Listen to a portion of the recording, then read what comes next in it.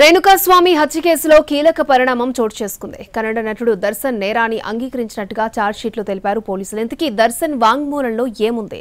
రేణుకాస్వామిని ఎందుకు చంపాల్సొచ్చింది? కాలితో పదే పదే తన్నాను, చెట్టుకొమ్మతో కొట్టాను, పవిత్ర చెప్పుతో కొట్టింది అని కన్నడ నటుడు దర్శన్ ఒప్పుకున్నాడు. రేణుకాస్వామి హత్య కేసులో విచారణలో భాగంగా బెంగళూరు పోలీసులకిచ్చిన వాంగ్మూలంలో ఈ విషయాలు చెప్పాడు దర్శన్.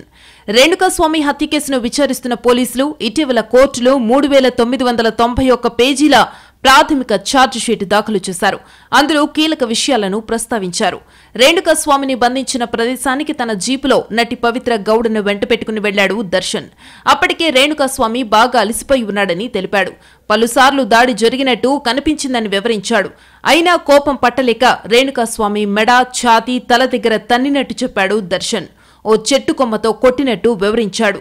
రేణుకాస్వామిని చెప్పుతో కొట్టామని పవిత్ర గౌడకు చెప్పానని దర్శన్ అంగీకరించినట్టు ఛార్జిషీట్లో చెప్పుకొచ్చారు పోలీసులు.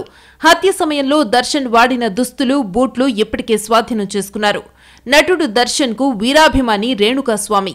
అయితే జూన్ 9న సుమనహళ్లిలో ఓ కాల్వ వద్ద రేణుకాస్వామి మృతదేహం పడి ఉంది. శరీరంపై గాయాలు ఉండడంతో అతన్ని తీవ్రంగా హింసించి చంపారనే విషయం పోలీసులకు అర్థమైంది. పోస్ట్ మార్టంలో కూడా అది తేలిందే. ఇక కేసు విచారణలో దొరికిన ఆధారాలతో రేణుకాస్వామి హత్యలో నటుడు దర్శన్ హస్తముందని గుర్తించారు పోలీసులు. అయితే రేణుకాస్వామి హత్యకు ప్రధాన కారణం పవిత్ర గౌడ అని అంటున్నారు పోలీసులు.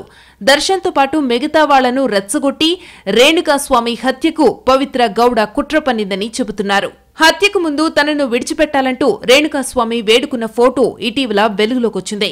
ఈ క్రమంలోనే ఛార్జ్షీట్లోని అంశాలు బయటకొచ్చాయి. మరోవైపు దర్శన్ జ్యుడిషియల్ కస్టడీని ఈ నెల 12 వరకు పొడిగించింది న్యాయస్థానం.